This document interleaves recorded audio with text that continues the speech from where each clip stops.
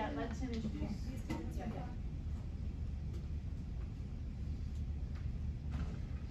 Good afternoon. With a quorum being present, I now call to order the March 28th, 2023 meeting of the Hudson River Park Trust Board of Directors. Please note that the meeting is being recorded and the video will be posted on the Trust's website, and a stenographer will provide a transcript of the meeting. The directors have received the agenda materials in advance of this meeting and are free to ask questions or comment at any time on the action items submitted for approval today. Please note, however, questions or comments from the audience will not be entertained at this meeting. I note that the board memos and resolutions on today's agenda have been posted on the Trust website in the link entitled Board Meetings, Bylaws, and Other Materials under Board Agendas and Meetings, and thus are available to the public. There are 10 items on the consent agenda.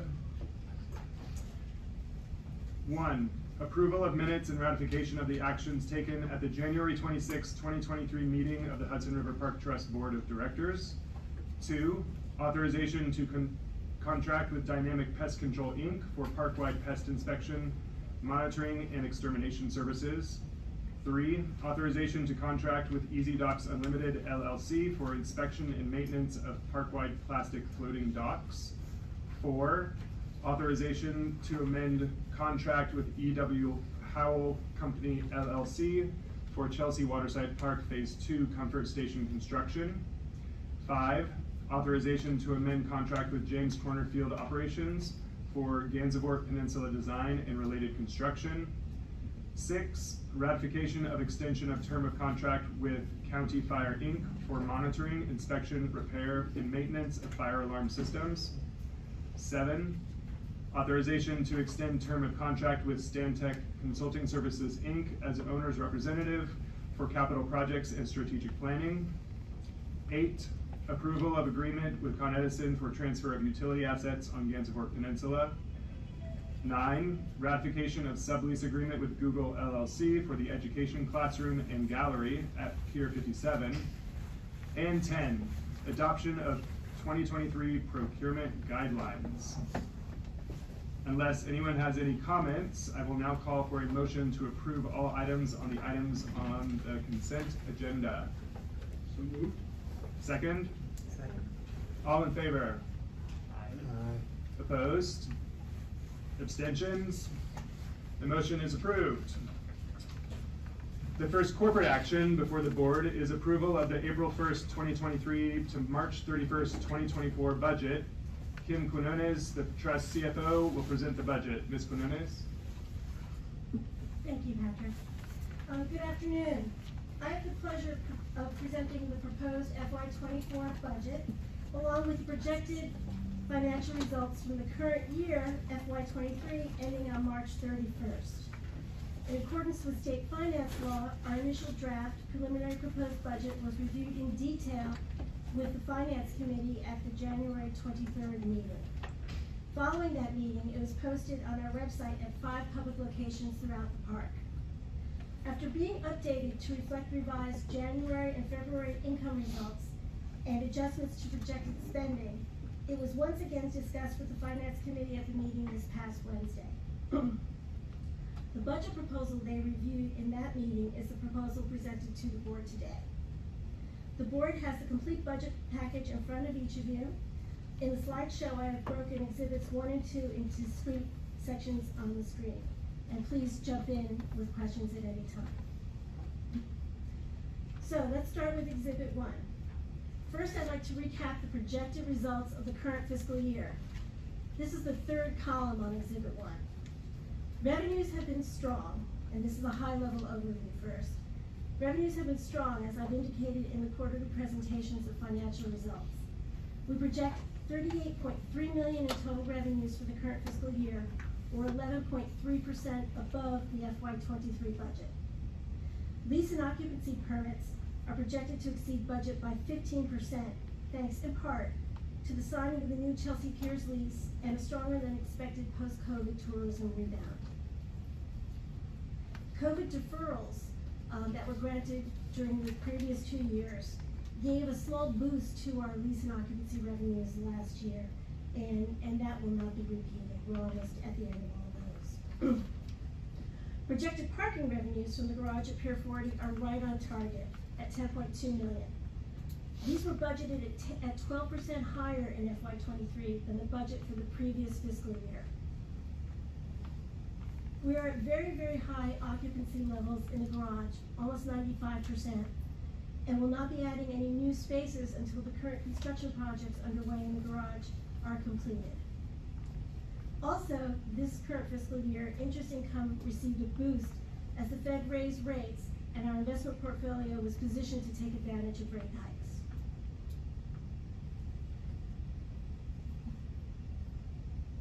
Let's look at total projected FY23 expenses. These are 14% under budget, currently projected at $24.4 million. A combination of several factors contributed to this reduction. Actually, go to the next one. You can see the total, 24.4 million. Going back, one of the major factors was that payroll was projected at 10% less than budgeted.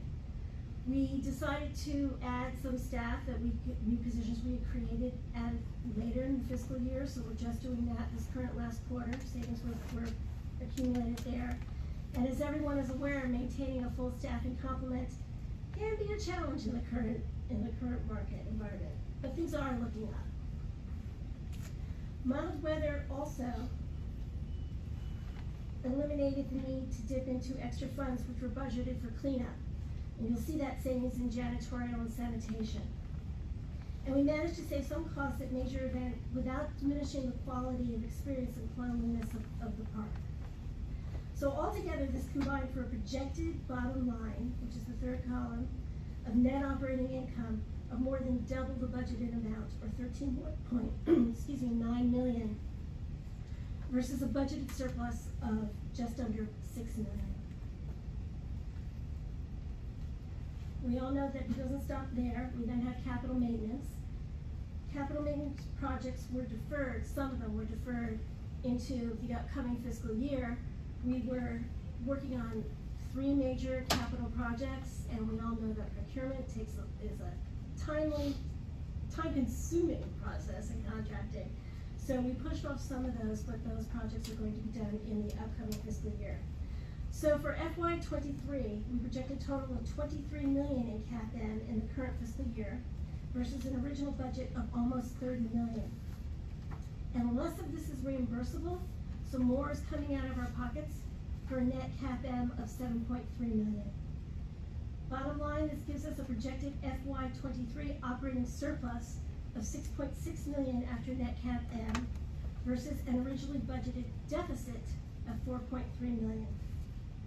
And then after depreciation and OPEB, the projected deficit is even larger. Are there any questions about the current projections? Okay, I'm going to go back to the beginning to run through the proposed budget. So the big picture for FY24 budget. We're optimistic about revenues for FY24, but we have prepared a budget that allows for economic uncertainties and recognizes added costs for personnel, maintenance, utilities, and sanitation, as we add 7.5 acres of new park with the opening of Gansevoort, Pier 97, and the full reopening of Chelsea Waterside Park. We also recognize increased operating cost components with basic utility rate increases and the addition of 3 new public bathrooms, which need both water and wastewater. And wastewater rates are 60% more than just basic water rates. We also anticipate a new PEP contract in this budget, which will be addressed later in a board item, and includes higher base pay rates. And we also incorporated higher pay for seasonal workers in the upcoming fiscal year. We also are growing river project staff as we open the Discovery Tank at Pier 57, and I hope to see everyone tomorrow night. We're budgeting for an operating surplus before unreimbursed CapEx and CapM in FY24, but a lower surplus than that budgeted last year. and we expect a net deficit higher than that budgeted last year if all unreimbursed capital equipment and maintenance projects are completed. So now going through these slides for Exhibit 1 for FY24 budget. We're having total budgeted revenues of $37.3 million, which is $930,000 under our projected FY23 results, but $2.9 million or 9% higher than the current fiscal year's budget. We're expecting tenant and lease and occupancy permits revenues budgeted at $20.5 million, $2 million under projected FY23 results, but 4% higher, 4.5% higher than the current FY23 budget. This recognizes that most repayments of COVID deferred rent have ended. A few leases expire this year and replacements are not yet in place. And we have allowances for economic uncertainties are built in, as several of our leases contain percent rents. Parking garage revenues are budgeted up slightly at $10.75 million, factoring in continued high occupancy rate and a 4% rate increase going into effect on April 1st. There's a budgeted increase in contributions and grants as we recognize increased grant revenue for the River Project, supporting their expanded programming and staffing, and Friends continues extra support for our summer programs. Operating expenses are budgeted at $33.2 million in the upcoming fiscal year, higher than the FY23 budget by almost $5 million. This reflects increased staffing levels. We're adding 6 full-time positions, 2 part-time positions, and 1 more seasonal position for a total of 39 seasonals this year. And we've increased the base pay for the seasonals. Again, some of these positions are offset by grant income, supporting the education and research activities of the River Project. On the OTPS side, security costs are increases. Budgeted at just over $5 million in FY24, a 31% increase from the current fiscal year budget, which, by the way, we came in 14% under. So while we had full amount budgeted, we never quite get all the officers we're expecting, PEP officers. So we end up a little bit below. But this current budget has a big increase. We've asked for 4 additional officers and 1 sergeant to cover new areas of the park. And all positions are budgeted at the new pay rates resulting from the collective bargaining agreement, which is currently up for approval. We expect to be approved in some point in April. So this new security cost incorporates annual base pay increases of 3% per year and 3.5% for the final year of the contract signing bonuses, and retroactive payments back to 5/26/21. So 2 years of retroactive payments. Utilities are also budgeted higher at $2.3 million in the upcoming fiscal year, recognizing higher rates that we've incurred, new park areas, and as I said, 3 new public restrooms with wastewater in addition to water service. And something that you don't often hear are reduction in insurance premiums of over 10% this year. Unfortunately, that doesn't hit our bottom line because our liability insurance, which is about 90% of the cost, is reimbursed by the state and the city. That's nice to see lower prices anyway. So all of this results in a budgeted OTPS increase of about 20% for the upcoming fiscal year. When you add in increased administration, support, and overhead due to increased costs of real estate administration, cybersecurity, and increased legal and consulting costs associated with advising the trust on matters associated with the Hudson River Tunnel construction, we arrive at a budgeted FY24 operating surplus of $4.1 million, a bit lower than that budgeted for FY23.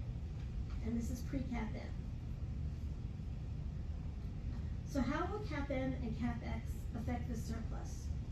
After net CAP-M and CAP-X budgeted at $12.8 million, which is capital investment that's not reimbursed by outside funds or trust air rights, we have a budgeted operating deficit in FY24 of $8.7 million. As always, we will continue to seek outside sources of funding for capital maintenance and projects to reduce this projected deficit. as would variances in timing of the projects, or seasonal delays, or changes in need. Also, I would be remiss if I didn't point out that our capital projects are not immune to the forces of inflation, so that can affect our bottom line also. Exhibit 2. This shows you the same budget information, but by functional budget, which means by each operating group within the park. It shows year-over-year changes for each functional area. Education and park program expenses are growing, but are partially offset by grant increases, as I mentioned before. New park areas necessitate increased spending on grounds, facilities, and capital plant. Security costs are up with more PEP officers requested and a higher pay rate if the new contract is approved. We are anticipating more increases in utility costs with higher base rates, more park area to be serviced, and 3 new public restrooms, and lower insurance costs. And as also discussed on the revenue side, interest income is budgeted up 77%, and grants are up 56%. 6 new full-time and 2 additional part-time employees, along with an increase in medical insurance rates and total personnel expenses increased by 11% all in.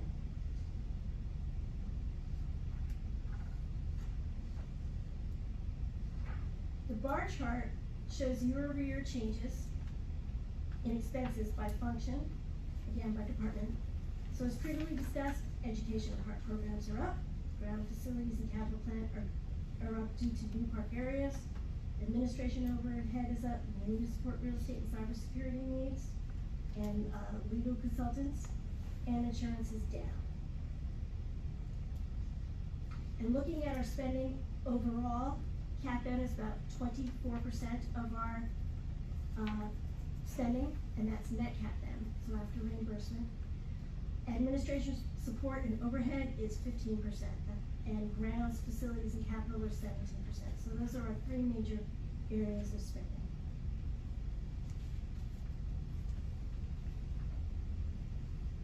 Let's go to capital spending. We're finishing Chelsea Waterside Phase 2, a $15.3 million project funded from both city funds and airlights funds.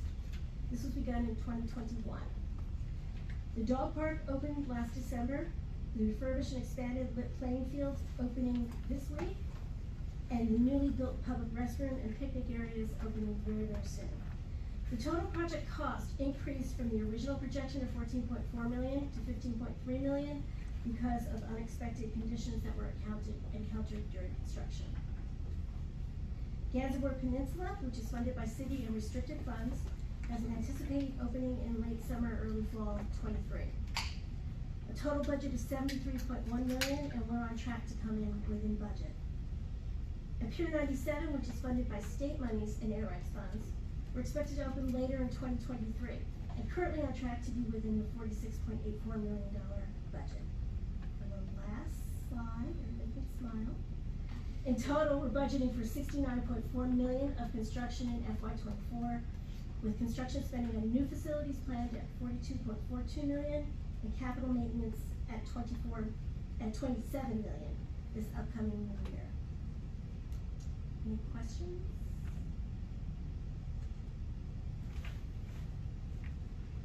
No? There's mine. Jeffrey, do you want to make a few comments about the review? Sure. Quickly, as Kim mentioned, the Finance Committee met twice to review the budget, as per our norm, in some pretty comprehensive detail. I would say nothing really different or out of the ordinary this year. We're in the unique position of not being able to borrow, so we don't have any debt, so we're not hurt by interest rates. And at the same time, we've got about $100 million invested in bonds, so we're earning a lot more interest, which may make us the only organization on the planet that has that to say for it, which is good. I mean, overriding comment is I think the budget is extremely conservative, and every time I point that out, I'm told better to overpromise and underdeliver. Scratch that first thing. Anyway, so, I don't know, nothing stuck out this year, as being any different. I would say that, a few years ago, we did make a decision, to start spending money again on Pier 40, and, I think that the parking revenue that we're seeing, proves that that decision was probably right, even though it was something that, at the time, everybody on board really did not want to do, but I think in hindsight, it was probably it was a good move, so. Great. So let me just talk a little bit about the risks to the budget, which are general economic factors that could affect lease revenues, parking garage receipts, and or the cost of new projects. Unexpected delays could affect the total cost of major construction projects. And there could be staffing challenges as we grow, which are common to all public and private employers in the current market. So once approved, this full package will be posted on our website along with a letter signed by Noreen certifying that the underlying assumptions are reasonable. And it will be posted throughout the park and filed with the OSC in accordance with state finance law. So thank you, Kim, and also all the trust staff who worked on the budget and also the members of the finance committee.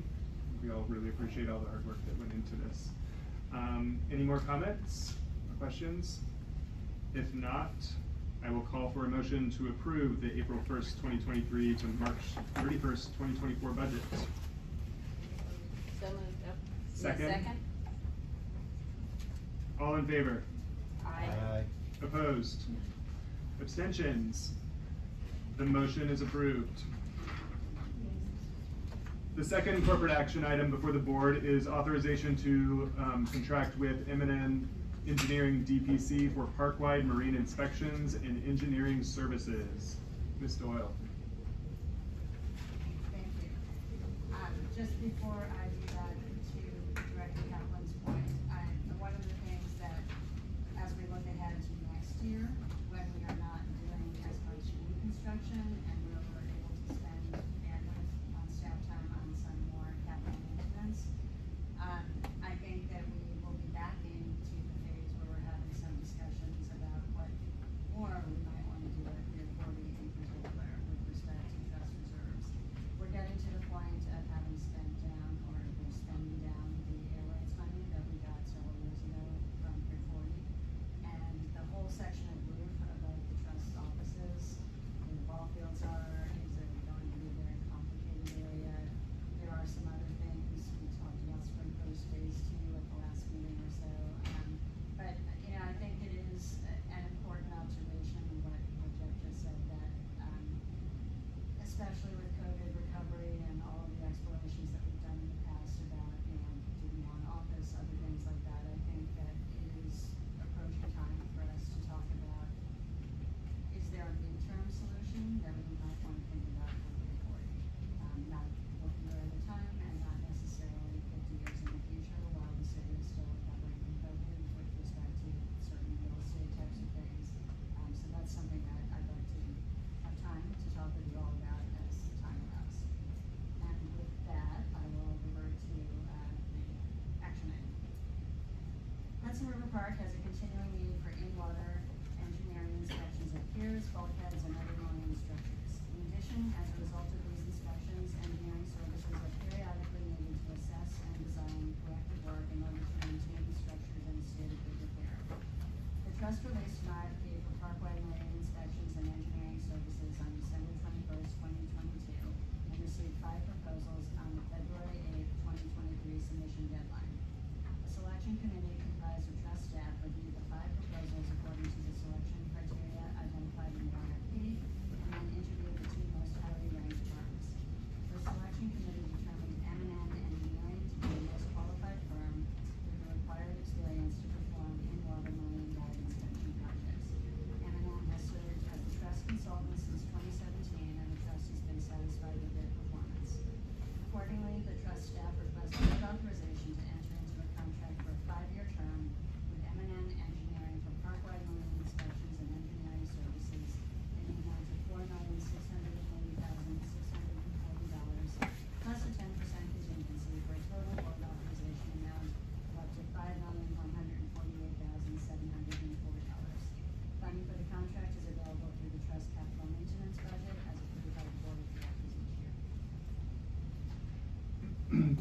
Thank you. Are there any questions or comments? If not, I will call for a motion to authorize the trust to contract with M&N Engineering DPC for park-wide marine inspections and engineering services. So moved. Second, Second. all in favor? Aye. Opposed? Abstentions? The motion is approved. The third corporate action item before the board is authorization to contract with Gilbane Building Company for estuarium construction management services. The estuarium has been an important part of the vision for Hudson River Park since its inception. In September 2022, the board authorized the trust to contract with a team led by Sage and Coombe Architects for the design of the new educational building. Since then, the trust has commenced the community engagement process. After introducing the design team to Community Board 1 in December, together we hosted a well-attended public meeting about the project last month. The trust requires a construction management team to participate in the design phase to help inform smart decision-making about constructability within a tight, active area of the park and to ensure that project costs are integrated into early decision-making. During the design phase, the construction manager will review drawings and prepare independent cost estimates. During construction, the construction management team will be on site full-time, ensuring that the work proceeds in a timely and safe manner with minimal impacts to park users and tenants. The trust released an RFP for estuarium construction management services on December 8th, 2022, and received 9 proposals on the submission due date of January 27th, 2023. The trust selection committee was comprised of 5 members of the trust staff from multiple departments. The committee reviewed the 9 proposals and conducted an initial rating and then determined to interview 5 firms. Following interviews, the selection committee rated each firm according to the selection criteria set forth in the RFP. Trust staff has identified Gilbane Building Company as the firm providing the best value to the trust at a fee of $2,783,425. Gilbane has successfully provided previous construction management services for the trust, including for Pier 26, which is adjacent to the future estuarium location, and at Gansevoort and Pier 97. Gilbane also has worked with the New York City Department of Design and Construction and the New York City Economic Development Corporation. Gilbane will fully meet the trust's 30% MWBE and 6% SDVOB goals. Trust staff therefore requests board authorization to contract with Gilbane Building Company for estuarium construction management services in the amount of $2,783,425 plus a 10% contingency for a total board authorization amount of up to $3,061,768 over the 5-year contract term. Funding for this contract is available through trust capital funds as approved in the current adopted budget and from the trust reserves. Any questions or comments? Yep. I was just gonna ask, is this covered just through design, or is it covered through eventual construction This purposes? covers through eventual construction, but we assuming have capital. divided it up into phases. So if, for example, very bad things happen and we have to stall construction or before we can start construction because we don't yet have all the funding, we can stop the contract. What's the basis for the fee? Is it just hourly and estimated? Like if there's no budget, I assume that there's no construction. We had a working budget of $30 million, which has been in all of our public documents for some time. So if that helps you triangulate a bit on getting prices, that probably is correct. Kevin, do you have anything to add to that? That's primarily hourly contract like titles, rates, estimated hours per phase is my intention. Is there I assume there's no design at this point. Is there a massing or like what are you working on? We have an approximate placeholder square footage. It's a very tight site. You'll see in one of the pictures that I have coming up that it's a very tight site. So the maximum square footage is probably about 10,000 square feet. So it is small, and it is in a tough area though because we will have a fully built out park surrounding it, adjacent to the bikeway. So it's going to be a difficult project to construct. I thought it was very important to have a construction manager in that pre-construction, pre-design, because the current set of logistics are so tight. The systems, the materials, the methods of construction should be thought through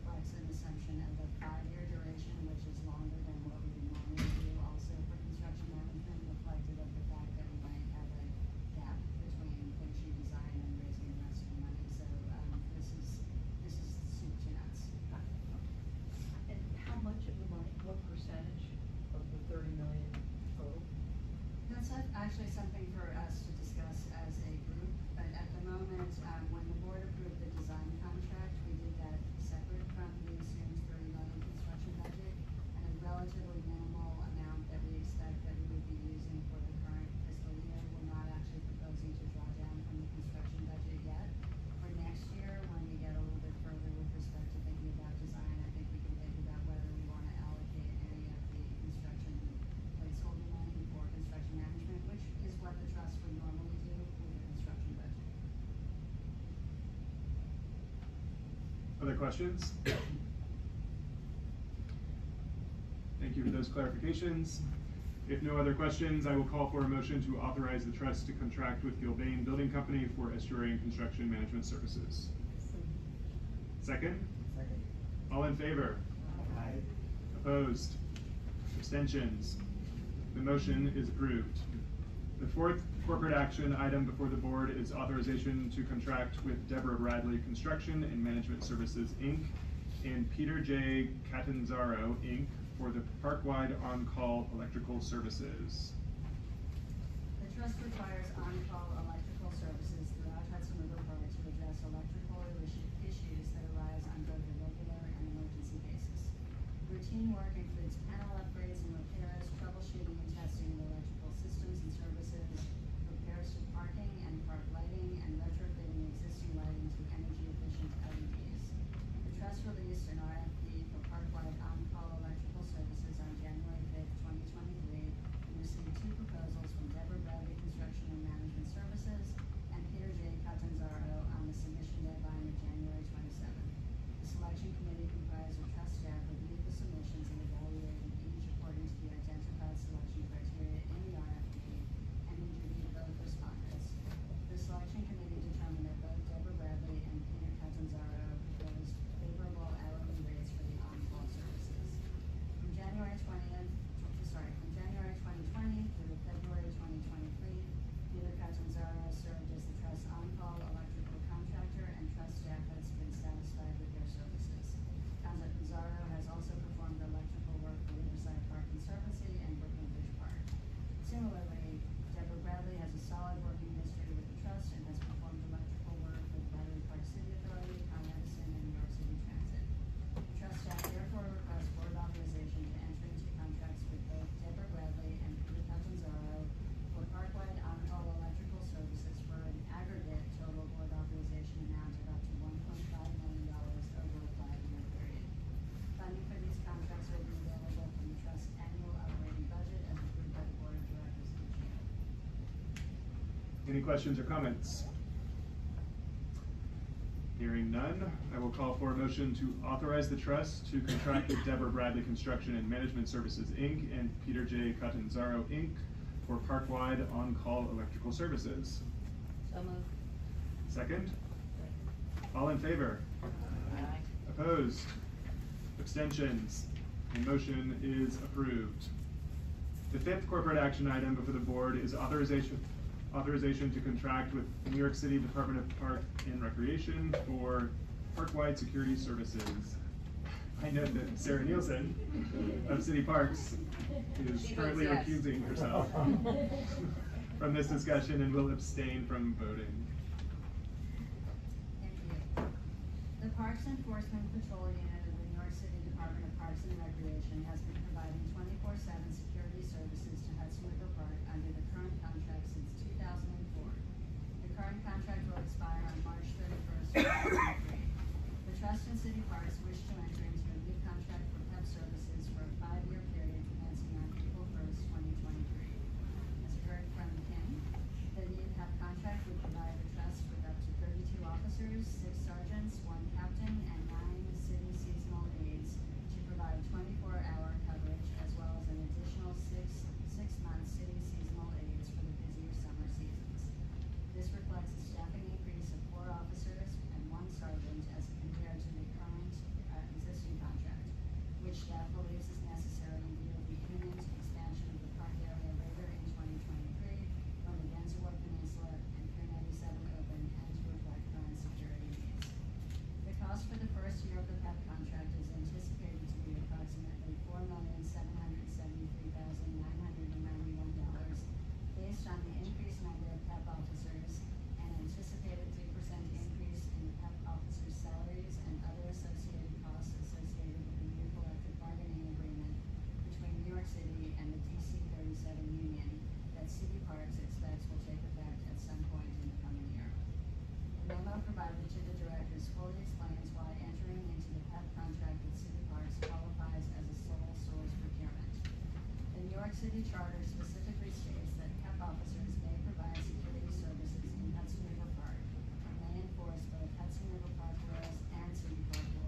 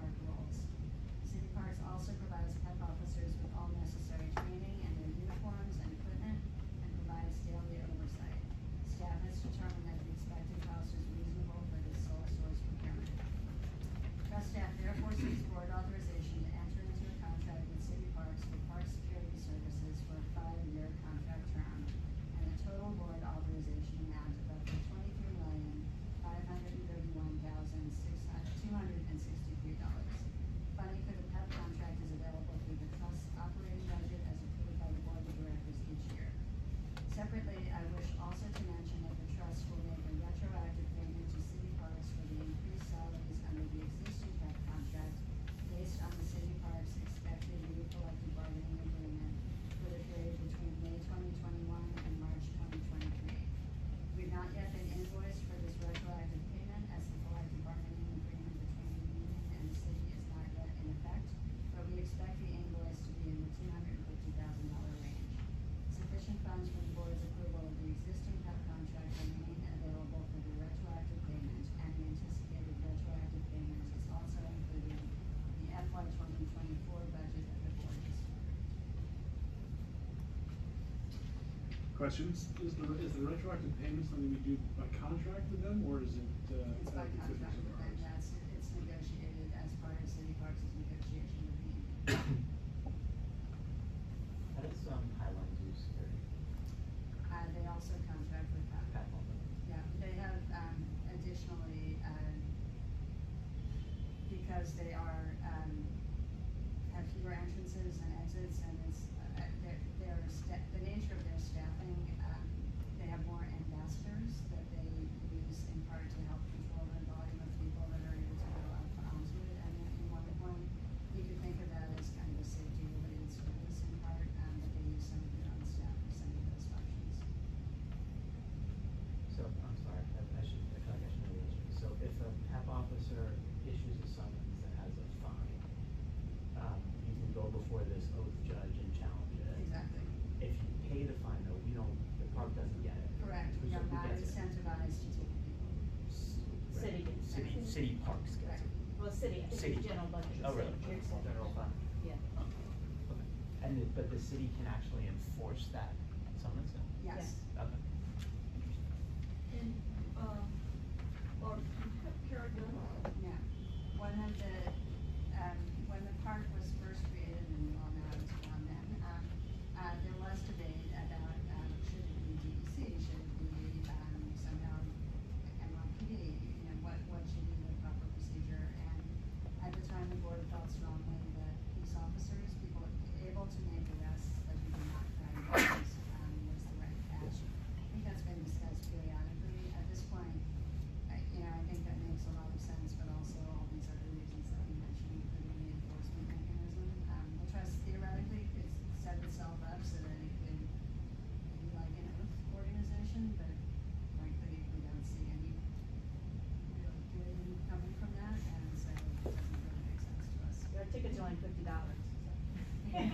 Would be a loss. does the anticipated budget, since it's the next 5 years, do we go on further increases in the contract are negotiated within that time? Actually, Rob, do you want to speak to how the, or Chris, how the contract? Each year before the budget, we work with city parks on the number of officers. At the same time, we do our budget. I think So Chris- essentially, an exhibit with all the compensation rates gets exchanged between us and city parks each year, and we only will proceed if we have money approved in the budget. Chris, I think the question is actually, does the city, the contract that City Parks has been negotiating with DC 37 have assumed annual increases? That's not annual, but it's 3% a year, but it will be, but when you guys approve the budget each year, you will be approving a 3% increase, just like you do with our salaries. It'll be all part of So your if annual it's budget. more or less. Yes, consistent with, Yeah. yes. And actually, this year is the highest year because we have all the retroactive payments and assignment rights for it too. I think the city always got some It's incentive to them to sign, to approve. Maureen, there are an increase of 4 officers and 1 sergeant. Do you know offhand that's above what number of the baseline? How, like, what's the total number of Yeah, I think that's. It's 28, we're adding 4.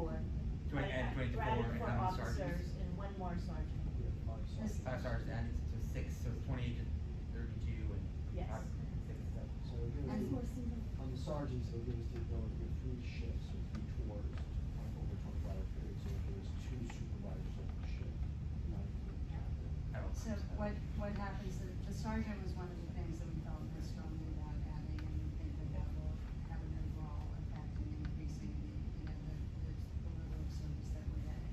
What happens is if somebody is out sick or is required to have training or whatever it is, there's not a substitute sitting in the wings ready to step into that shift. So this gives us more flexibility to make sure that we're having a higher level of oversight at every shift. And does Pat know those new 4 officers, or did they hire them, or?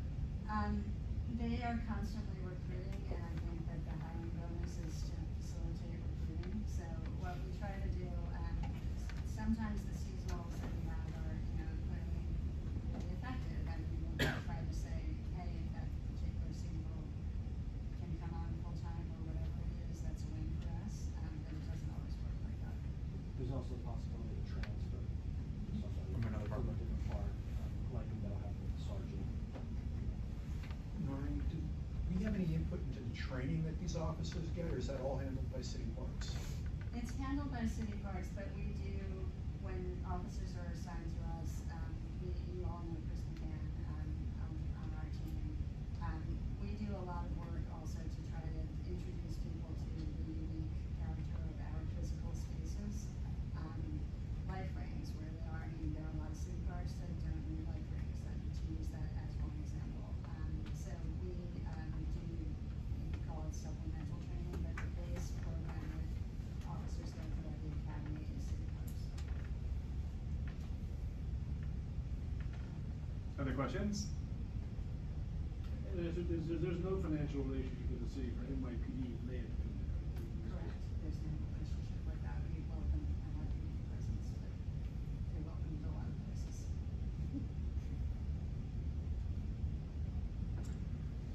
If there are no other questions or comments, I will call for a motion to authorize the trust to contract with New York City Department of Parks and Recreation for park-wide security services.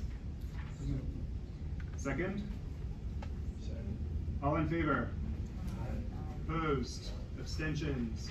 The motion is approved. Thank you, everybody. That completes the board action items for approval today. I would now like to ask Ms. Doyle to present the president's report. And she'd also get us. Tell Sarah she can come back. You have the power, Chris? Noreen, is your mic on? Is it on? No, I don't think so. No? Better? Better. Sorry, could you all hear me throughout? Yeah. Yeah. Okay, sorry about that.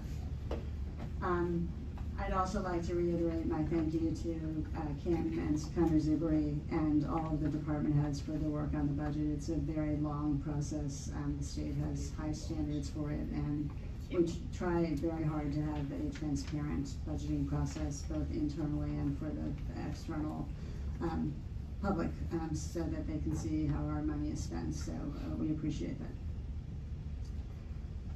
The Trust and Community Board one, do you have the clicker power? Yeah, there you go, Jeff. There's our tight construction site. So the Trust and Community Board 1 held the first public engagement meeting for the estuarium project on February 27th.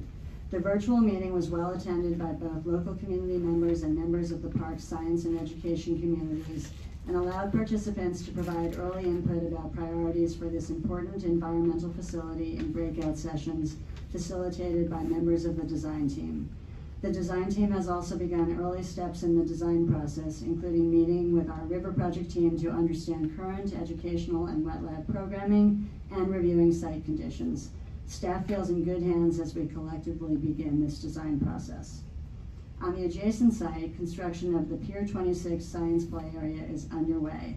Alpine Construction began excavating to install subsurface utilities and electrical service last month. Monstrum, the Danish play equipment manufacturer constructing the centerpiece play sturgeons and related equipment, has completed about 85% of the fabrication, with equipment scheduled to depart Denmark the beginning of April and be on site at Pier 26 in the beginning of May. Director Frederick has some show and tell on this. Do you want to add anything? Awesome. Well, is that Demo in those pictures? Yes. So he went For to scale. Denmark too? Yes. And Well, you know, we gotta watch I what was we're in paying Denmark for. anyway, and Kevin set me up with a tour, and I mean, Denmark is like the perfect place, and this is like the perfect company in the perfect place. And I think that they outdid themselves on our fish. I think we might have gotten the best project they've ever done. And I saw stuff for Houston in there, because they have lots of projects going. The fish are amazing. You can stand up in that guy, and that's the whopper. And when you're inside it, you're seeing the different parts of its body. Like there's a giant tongue, and you can crawl up all the way through its ribs, or I don't think they're really ribs. I don't know The what swim fish bladder. have. Yeah, the swim bladder. And then you get, I mean, it's huge. The thing is huge.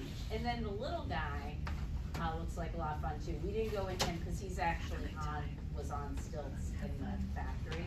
So that's it unpainted, and then they take it into another place to be painted, and then they take it all apart and they put it in containers. It's designed in sections that fit just right in a container. So I'm not kidding when I say I think this might be one of their best projects, and they're an amazing, pretty amazing company. So 10 containers, right? Yeah, and that's how big that fish is. I mean, you're not even seeing him with the tail. Like the tail goes up, right? Yeah. Yeah, so I was really impressed. They're interesting, hardworking people, and they're all, like, they're not even all architects. Some of them are, the guy that founded the company is a painter. They're really, it's pretty cool. Do they have any presence here in terms of like maintenance needs or? Good questions. We actually have had them back at Chelsea Waterside, where we have the pipefish that you may recall.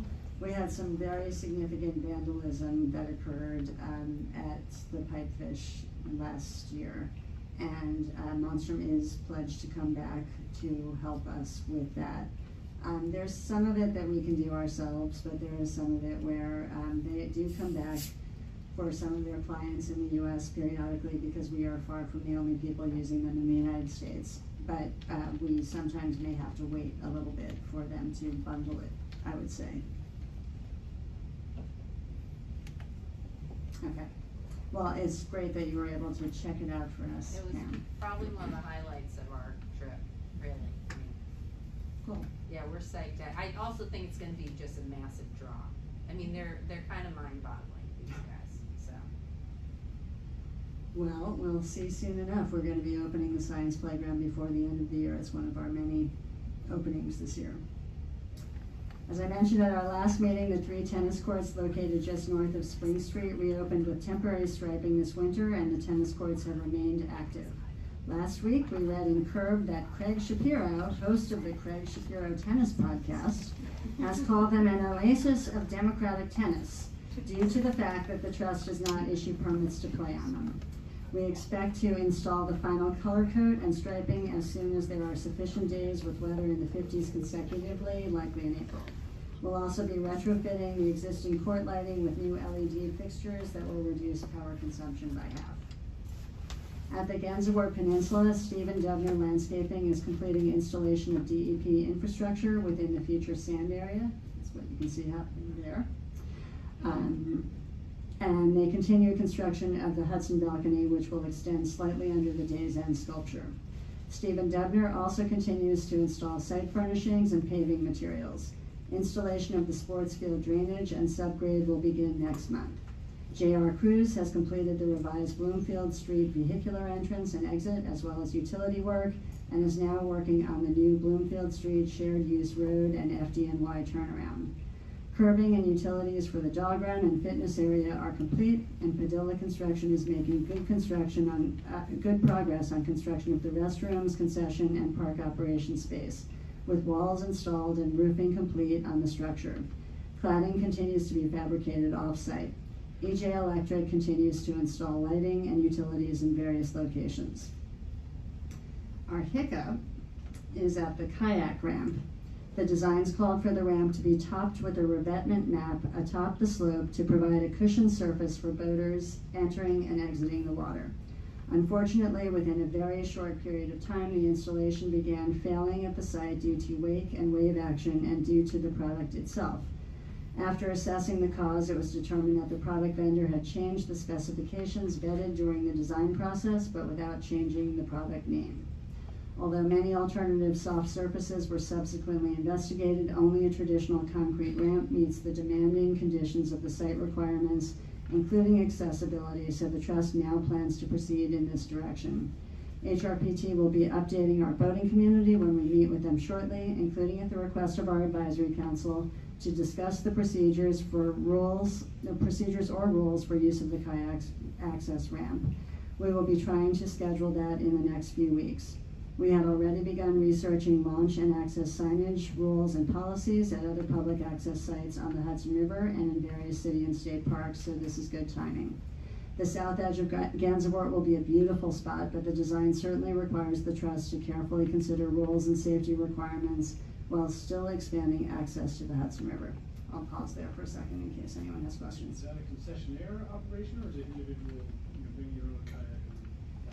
Yeah, it's, we think it's maybe most likely, since there's no vehicular drop-off point, that it will be for kayakers that are already out in the Hudson who want to come up, take a bathroom break, rest for a while with their friends, that kind of thing. We have 4 purpose-built non-motorized boathouses otherwise in the park, as well as a 5th one at Pier 40. So this one, given the real estate and the competing demands for things, including the ball field, there's no specific kayak facilities except for the ability to remove or launch a boat. Okay. At Chelsea Waterside Park, Alpine, the site and landscape contractor, is installing curbs, walls, hardscapes, plantings, and site furnishings in the central area. The new synthetic turf field is complete and will be used as a swing space for field users being displaced from the rooftop field at Pier 40 as we complete the roof repairs now that spring brings sufficiently warm weather. Subsequently, the new and improved field at Chelsea Waterside will reopen full-time for permitted users.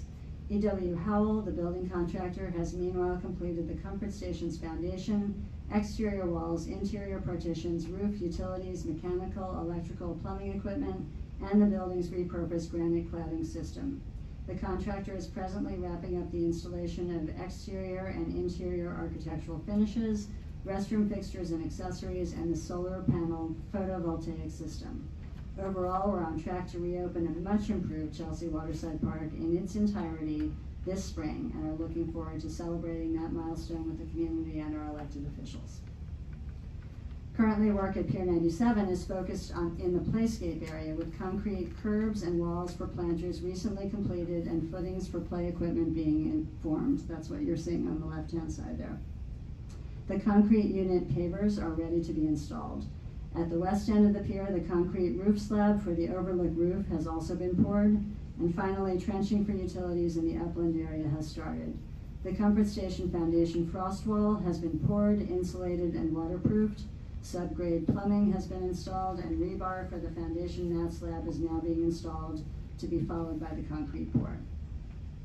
The Trust design and construction staff is also completing the scope of services for a comprehensive design team for the unfinished park area between West 29th and 46th Streets, and we expect to release that RFP this spring. The design process will involve significant community engagement once the design team is selected.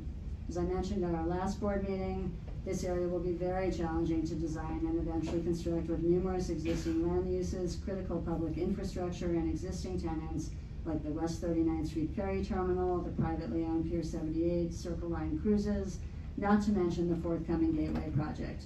Unfortunately, we did not meet our own internal deadline for issuing it before the end of the fiscal year, given everything else going on here, but we hope to have rectified that by the next board meeting. Are there any questions on design and construction? Okay. So, the most exciting news of the week is the upcoming grand opening on Saturday of the new public-facing uses on the ground floor of Pier 57. Market 57 is a new dining destination curated by the James Beard Foundation that will include kiosks operated by a mix of small businesses, many of which are BIPOC or women-owned, that will serve a delightful variety of international cuisines along with a new wine bar and craft beer bar. The pier also includes a huge new indoor public gathering area called the Living Room. that the trust negotiated as part of the lease, and 2 bookable community classrooms. As you know, the trust will also be opening its environmental tech gallery and classroom that we've dubbed the Discovery Tank. It will be operated by our River Project team, and it's already in high demand as part of our spring school field trip programming. You should have all received an invite to a Google-sponsored opening event scheduled for Thursday, and I encourage you all to visit this new amazing space. Let any of us know if you want to come this week. And if you want to come another time, we'll give you a guided tour, not that you exactly need it. As reported at the last 2 meetings, we issued an RFP for the park's 4 purpose-built non-motorized boathouses in the fall. After the selection committee thoughtfully reviewed proposals, the trust issued conditional award letters contingent on successful negotiations of permits to the following entities: Downtown Boathouse for the boathouse at Pier 26, Hudson River Community Sailing and New York Kayak for the boathouse at Pier 66, Manhattan Kayak for the boathouse at Pier 84, and Manhattan Community Boathouse and New York Outrigger for the boathouse at Pier 96. The trust is currently negotiating permits with each of these entities and is expected to commence on May 1st. We look forward to continuing to work with all of our boathouse operators to bring a wide range of free and no-cost programming opportunities to the public. And on the maintenance area, the trust negotiated and executed a new 5-year maintenance agreement with the State Department of Transportation that is currently pending approval by the Office of the State Controller. The new agreement is similar to the original maintenance agreement executed in January 2003, in that on behalf of State DOT, the trust will continue routine cleaning and maintenance, such as snow removal, power washing, and landscaping of the Route 9A bikeway and buffer and median areas. In the new agreement, State DOT has agreed to reimburse the trust costs related to snow removal and repair of State DOT signage, as well as some additional contractor costs. The calendar year 2023 budget for the trust maintenance activities that would be reimbursed by State DOT is approximately $1.2 million, which is about $400,000 more than last year's budget. Overall, the new agreement provides a more efficient mechanism for State DOT to authorize the trust to retain contractors to make necessary minor repairs on behalf of State DOT, which costs will be reimbursed by State DOT. And separately, last week, State DOT began repaving the Route 9A bikeway greenway. The repaving work is occurring overnight between 9 p.m. and 5 a.m. and will require bike riders to take detours as State DOT repairs sections spanning several blocks at a time. State DOT has provided contact information for their Region 11 community liaison to local community boards and others, and the trust has updated its website to include the bikeway repaving project along with this information as well. We'll continue to be proactive about coordinating with State DOT and endeavoring to share information with our park community as we receive it. It's a hot topic at our advisory council. Any questions? Okay. I'm sure you've all heard the news that Saifulo Saipov has been sentenced to life in prison without the possibility of parole for the October 31st, 2017 terrorist attack on the Route 9A bikeway. I've met and talked with many of the families and surviving victims over the past several months while they were here in New York City to attend and testify at the criminal trial in the Southern District of the New York courthouse. I couldn't help but admire their courage and strength and the support they provided to each other regardless of country of origin. We continue to hold them in our hearts and hope the conclusion of the criminal trial provides some peace to each of the family members impacted. The families and survivors are always welcome in Hudson River Park to remember their loved ones, and any of the victims or family members can reach out to me personally. We will make arrangements to ensure that they can have as quiet an access as we can provide on their visits to their memorial sites. I'll now address the resiliency projects proposed by the Army Corps of Engineers and the Battery Park City Authority. As shared with the directors earlier this month, on March 16, 2023, the Trust sent written comments to the Army Corps of Engineers, New York District, regarding the Tier 1 Draft Environmental Impact Statement for the New York, New Jersey Harbor and Tributaries Study that would generally involve the installation of a variety of shore-based measures in or adjacent to the park from its southern border to 34th Street. Our comment letter recognizes that the phased nature of the Army Corps planning, engineering, and environmental review process means that they do not have the ability to answer all stakeholder questions at this time. We also expressed appreciation for their staff outreach to local stakeholders, including the trust, over the past several months. As you know, our comment letter provides a considerable amount of background information about Hudson River Park, including about the extent of public and private investment that has occurred in it over the past 2 decades. The letter observes that the proposed measures in the preferred alternative would not provide any protection to the park itself, and suggests that decision makers consider the environmental, public, and economic impacts if the park is not protected. We provided many specific comments about the sanctuary, operational and design considerations, and most of which can probably not be answered unless and until the Corps reaches the Tier 2 stage of the environmental review.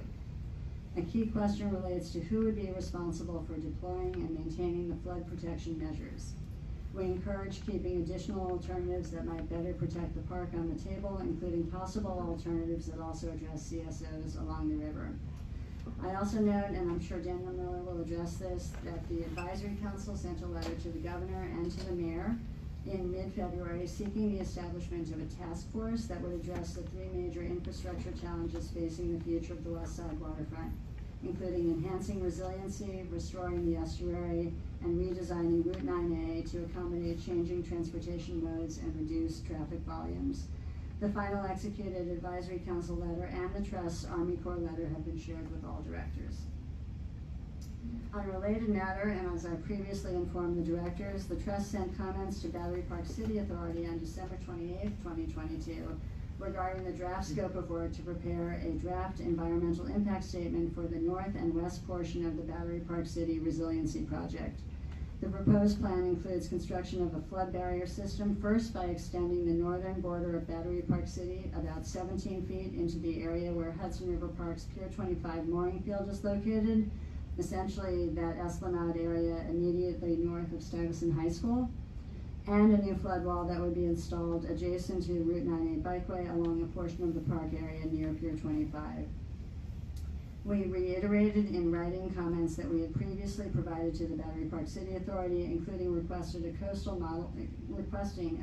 modeling study of a potential storm surge hitting the proposed flood barrier wall with the water flowing back into the park, a study on the impacts of construction on underground utilities in the park, identification of trees and plants that would be removed, and any changes to the open space character of the park, as well as numerous maintenance-related issues. We understand that Battery Park City Authority intends to have a separate meeting with the Trust and the State and City Departments of Transportation to discuss our comments, which the Trust has previously requested. Battery Park City also held a community workshop on February 16, 2023, and their presentation is available on the Battery Park City website. Battery Park City Authority is currently at 30% design and expects to complete the final design in fall 2024 to enable construction to begin in 2025, subject to receiving the required government permits and approvals. The February presentation also responds to some of the public comments made on the draft scope by offering 3 possible designs for the proposed 17-foot extension into the Hudson River north of Stuyvesant High School, as well as a few alternatives regarding the flood wall located adjacent to the bikeway, including suggesting a smaller wall or locating the wall in the median of Route 9A. We look forward to our meeting with Battery Park City Authority and will keep the directors informed. I'll pause there, yeah. Can you show the 17-foot extension? Sure, that pink zone there, the seawall currently ends, I guess more or less where the dark pink line is. So this, whether it's a cantilever, a pile supported structure, or something actually in the water, which is probably more likely, it affects the boundaries of the park. Probably would need a legislative change in most paths that I can think of, because our boundaries are legislatively defined. Do you know why they're pushing it out instead of? Yeah, their Esplanade here is quite narrow. I mean, you can kind of see it like that. It was built. It was built before our Esplanade was, at a point where I think the idea that more people would be recreating and walking and jogging and whatever. So their Esplanade is fairly narrow. I think what they're trying to achieve here from previous conversations is a kind of bermed effect with seating and other things so that there's not just a wall here. So in order to do that more graciously, and I think they're also considering in-water habitat enhancements as part of this, including potentially in this area. I think that the idea would be that they can provide more pedestrian space for park users there on their property, and possibly increase habitat while also achieving the resiliency measures they're hoping to do. So I think that's the basic rationale. Great, thanks. So this is pretty presidential for us. What happens here, we can be looking at that for ourselves. How far along are they in the permitting? Are they gonna get their permits? I mean, So they have a design. Patrick has to recuse himself, right? They have a 30%, they're doing a design build contract. So they just announced their contractor or their design build contract team like a few months ago. So we had seen all of these kind of concepts. This is from that earlier generation. We have not yet seen the more detailed work, except in that general community meeting where one staff member participated. But you know, Commissioner, I think you're absolutely right that this is one where we're neighbors, we're fellow government institutions. We have to think about what we think of this. I also added that only the draft scope of the secret stuff, they have not released their draft environmental impact statement. So that will be a key public process. And if we don't go ahead with something similar, it could be to our great detriment in terms of how the flooding occurs and where. It could, and, you know, but I think we're also concerned, in our jurisdictional area is mostly piers and the sanctuary itself. Our upland area is quite narrow, so you saw the letter that we wrote to the Army Corps. Most versions of things that parallel the park, whether it's in the highway, whether it's on our esplanade, whether it's in the bikeway, if water hits with force, you know, we're concerned about what that does back to the piers and the landscapes that we have. The footings for these kinds of structures generally require removal of a lot of trees and all kinds of other things like that. And so this really is going to be something that we have to grapple with. and how high is their wall, do you know? I forget what 20 their wall. feet. I think Pam? 16 to 20 feet, something I like think that. there are two options, a 16-footer or an 8-footer with a deployable another Oh my 8 feet. I mean, the in-waters, on the north part of Stye, they do have an option that doesn't, require any permitting. They do have an option that where they would just stay within their bulkhead, the current bulkhead, which isn't actually the bulkhead, it's a platform. The bulkhead is basically the wall of the building underneath it, but, I thought the more offensive thing was the wall that goes for 200 feet through the bikeway between, you know, basically from whatever that is, so there's no street there, you know, the edge of Stye, 200 feet into our park. I mean, because the whole thing is designed to protect them. You know, it's not designed to protect the whole west side. It's designed to protect Battery Park City and at that point, the ball fields, which got flooded the last time. What is that pier that's on the right side of the 16 foot wall? That's Pier 25. That's 25. Yeah. So, again, a non-scientific, you know, storm surge of 15 feet hits a 16-foot wall, doesn't it back up and like double the force? That's why we've asked for the coastal modeling. Yeah, that's my, they're making themselves a dry bathtub. You'll be inside one of the play sturgeons when You just ride it right up into the tail. Director Jonah. The other reason that we have been interested to meet with our colleagues at City and State DOT, I mean, so State DOT obviously controls the bikeway, but this idea, that this wall needs to go across the highway in order for it to work. And so we're eager to hear how our colleagues at, that control vehicular access on roadways feel about who gets to close down the highway, basically. That kind of key decision is a key decision, and I imagine there are a lot of competing opinions about emergency responses, and, I mean, you know, as we discussed with the HAT study, the Army Corps study, I mean, I am always mindful that someone died in Tribeca during Sandy. You know, a garage worker died on Main Street in Sandy. And the flooding was real in Hudson River Park, as you all know. So trying not to be knee-jerk, but also there are real deep considerations here about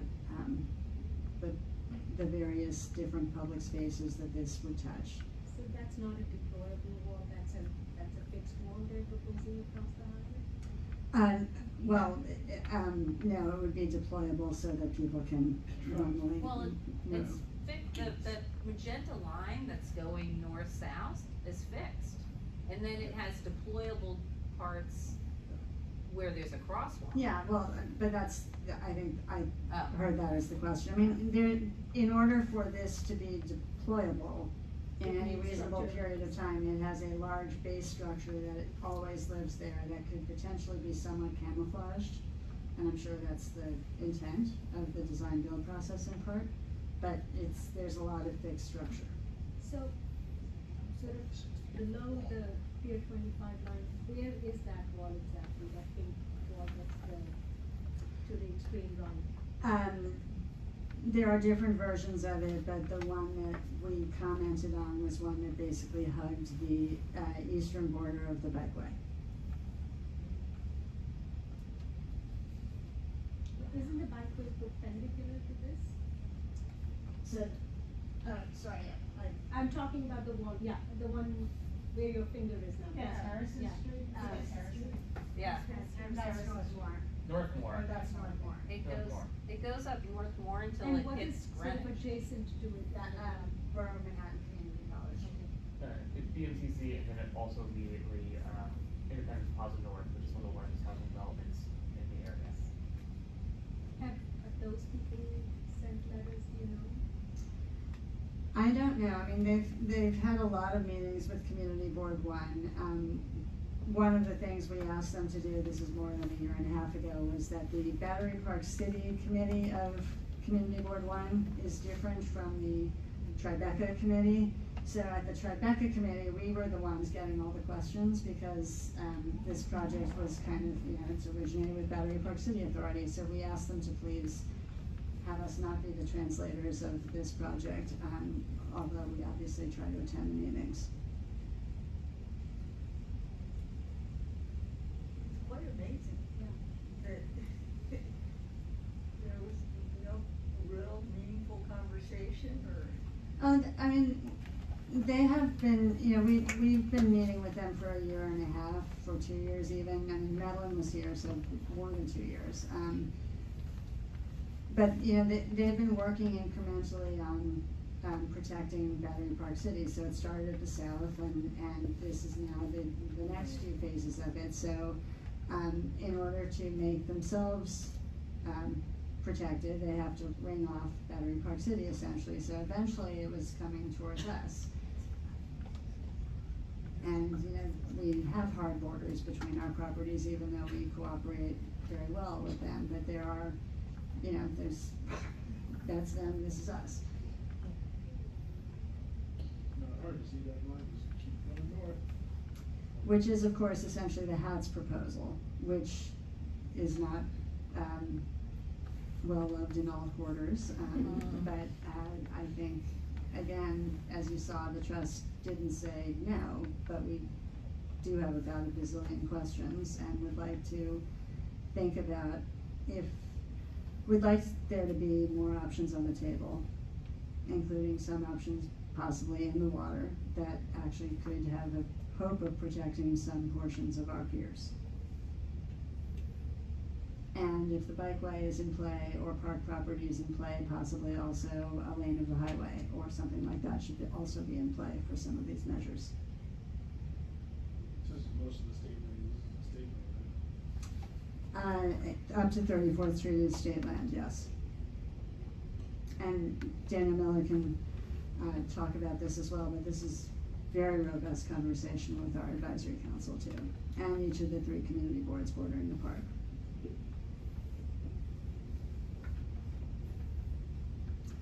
Okay, I'll finish up so that poor Daniel Miller and Connie can also do their reports.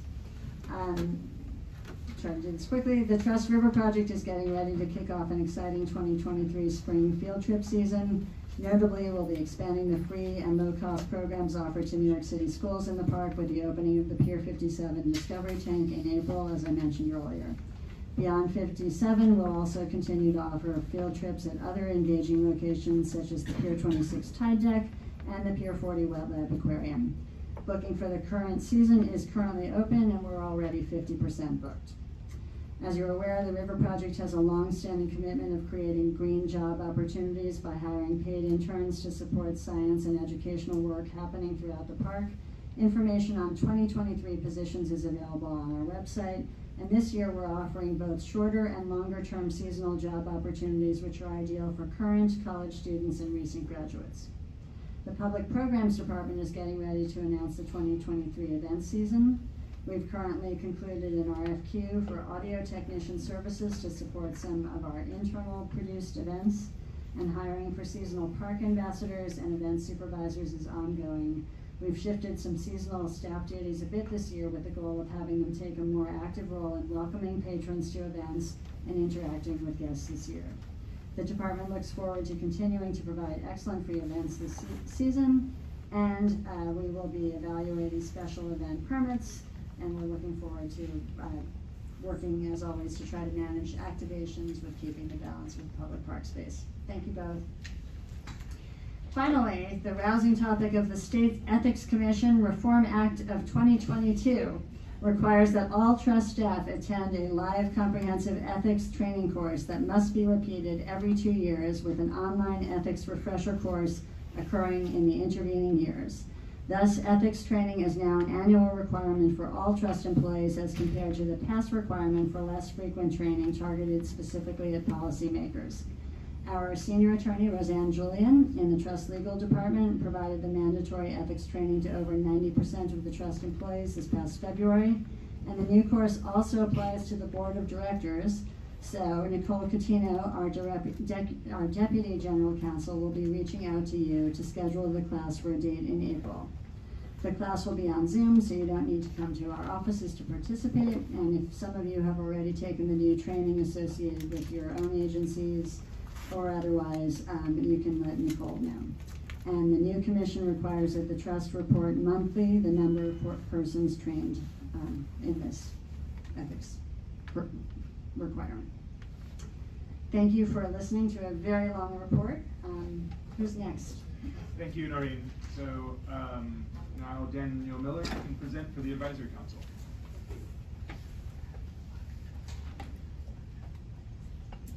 Well, for those who don't know, I want to congratulate Noreen for being recognized by Deborah Glick, our Assembly member.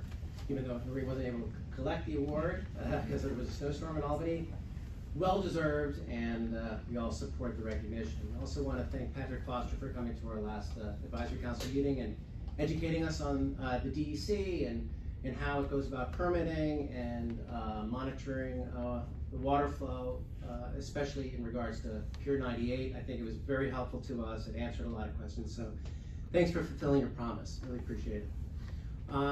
We talked about a number of things. We had a very busy schedule, so I'll try to stay very high level.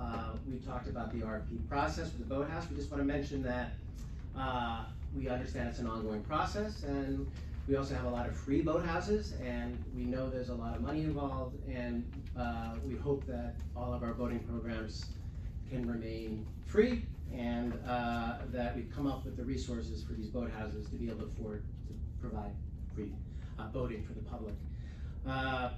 As Noreen mentioned, the bikeway is an ongoing thorn in our side because of the e-bikes that are moving very fast. You know, Mayor Adams came up with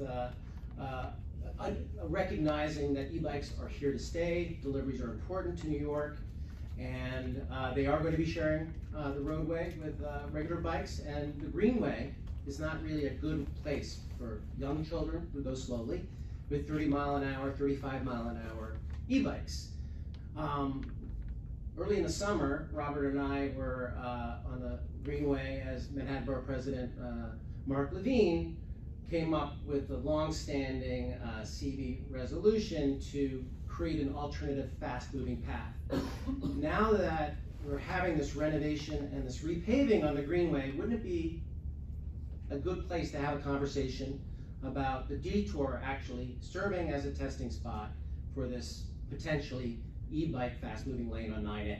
Obviously, this is not New York City DOT, it's New York State DOT. The CVs have not received any information based on this. I got an email from Chelsea Piers Fitness saying that they're closing it down. And then I sent it off to Robert, who really there was no communication. So we're hoping that we can put a little pressure on New York State DOT to kind of come up with a plan, and maybe we can make this a good thing, maybe a testing ground for what we might see later in the future that seems to be going along with Mayor Adams' plan as well. As Noreen mentioned, we have a bunch of letters, 3 letters that we've written. One is that was written to Governor Hochul and Mayor Adams, and it speaks about establishing a task force with meaningful community participation to craft a bold vision to complete the West Side revitalization, coordinating the efforts with the Hudson River Park Trust, U.S. Corps of Army Engineers, and relevant city and state environmental and transportation agencies to capture this once-in-a-lifetime opportunity. The idea is, bring in some local experts as well, so that the HATS is not just doing it on their own. That letter was submitted in February, and then I have 2 new letters that were also approved unanimously. One was sustainability-focused marine vessels. Ultimately, the uses of these mariner transportation offer related educational programs as well as provide a public benefit. This was based on a presentation that the Apollonia came to us, and they sell local products and transport these products with minimal environmental impact, and we're in support of such sustainability-focused marine vessels. And then finally, we wanted to just bring to the attention of the trust that I'm sure they know well of, is the water safety at Gansevoort.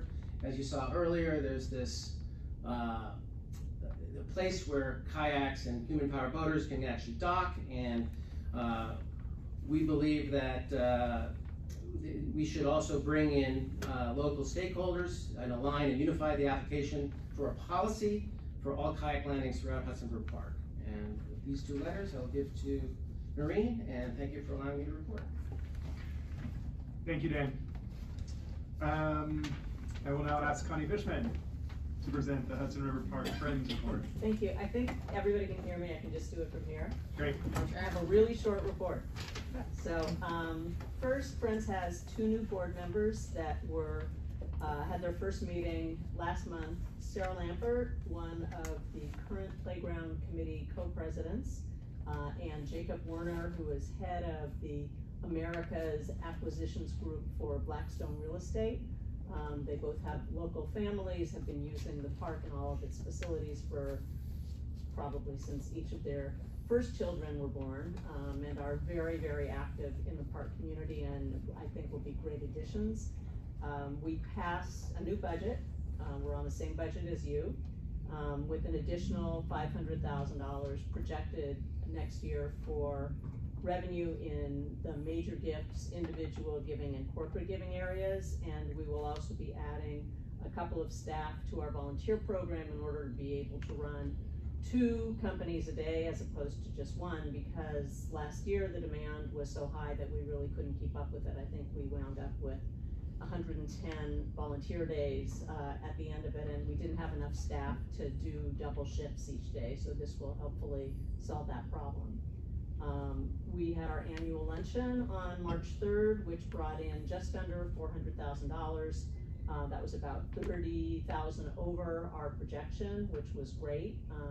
And we transitioned the leadership groups from the 2 current co-presidents to a group of 3 co-chairs. So as they expand, because all these people not only have this committee, but are frequently very active in their PTAs and in different parent associations associated with school groups as well as extracurricular things, and have 1, 2, 3, 4, in a few cases 5 children that they're managing at the same time. We figured a crowd is better in this case, so that we don't wear them out in terms of their playground committee activities. We're presently looking for honorees for the gala this year, which will be held October 12th. We have also hired a public relations company to help with public relations for the 25th anniversary. So it's a 6-month contract that will end just after the gala, and in terms of the clients, it's really the park, so we're sharing this with the trust, and hopefully it will generate even more activity related to the park. And in particular, from our perspective, we still encounter a lot of people who go to the park, sometimes daily, don't exactly know what the name is. You know, they call it going to Pier 25 or going to Pier 40 or going to Pier 84.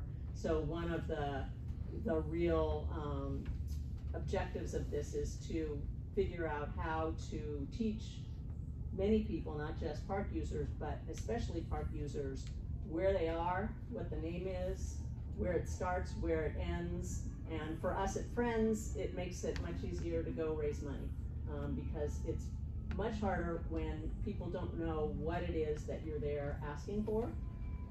And this happens all the time. It just happened with a company in Hudson Yards that has a head of philanthropy who runs in Hudson River Park every single day.